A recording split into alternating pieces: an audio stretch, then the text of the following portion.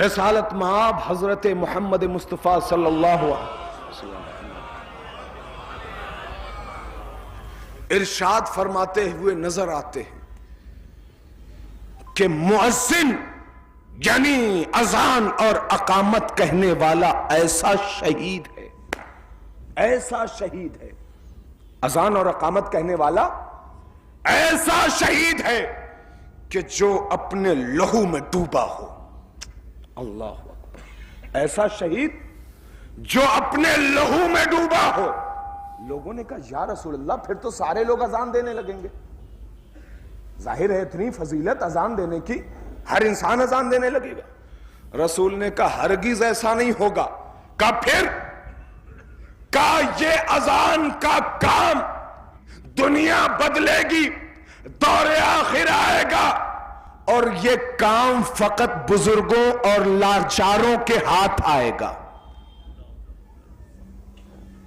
نبی کے الفاظ ہیں، کیا کہا؟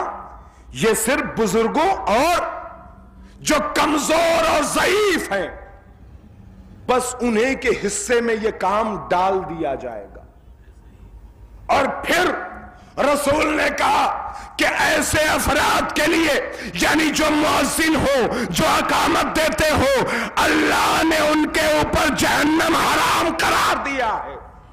اللہ اکبر، اتنی فضیلت ہے مؤذن کی، ان کے اوپر اللہ نے جہنم حرام قرار دیا ہے۔ میرے جوانوں ایک اور بات سن لو، تم ہر کسی کو، کوئی ڈاکٹر بن رہا ہے، کوئی انجینئر بن رہا ہے، کوئی پروفیسر بن رہا ہے، سب کو اپنے اپنے اعتبار سے الگ الگ فنکشن میں ایوارڈ دیتے ہو نا ایوارڈ۔ یہ ڈاکٹر، یہ پروفیسر، یہ بڑا انجینئر بن گیا، دنیا کو دکھانا ہے کہ میرے قوم کا جوان انجینئر ہے، تم اسے ایوارڈ سے نوازتے ہو۔ میرے جوانوں، ایک مؤذن کربلا کا ایوارڈ بناؤ، اور مؤذن کربلا کا ایوارڈ بنا کر اپنے محلے، اپنی گلی، اپنے شہر، اپنے کوچے، اپنی کنٹری کے ہر اس مؤذن کو ایوارڈ دو کہ جو صبح دوپہر شام میں اذان دیتا ہے۔ کیا وہ ایوارڈ کا حقدار نہیں جو صرف اللہ کے لیے کر رہا ہے، نہ کسی کی خوشنودی چاہتا ہے، نہ کسی سے کچھ طلب کرتا ہے، فی سبیل اللہ، اللہ کے لیے؟ لہذا ایسے افراد کے لیے بھی تو ایوارڈ بنتا ہے۔ اور ایک ایوارڈ اور بناؤ اپنے محلے اور اپنے شہر کے ان افراد کے لیے کہ جو غسل و کفن دیتے ہیں،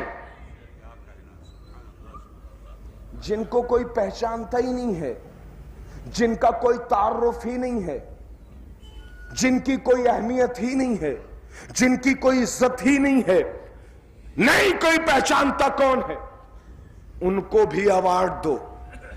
غسل و کفن دیتا ہے اور کوئی اجرت نہیں لیتا، اللہ سے اجرت لیتا ہے، لہذا ان کی معرفت کے لیے، اللہ کی خوشنودی کے لیے مؤذن کو بھی، غسل و کفن دینے والوں کو بھی اپنے پروگرام میں بلا کر آواز سے نوازو۔ پھر دیکھو تمہاری قوم کتنی بلند ہوتی ہے، تمہاری سوسائٹی میں کتنا نام ہوتا ہے۔ کیوں؟ کیونکہ یہ لوگ چھپے ہوئے وہ افراد ہوتے ہیں کہ جو صرف اللہ کے لیے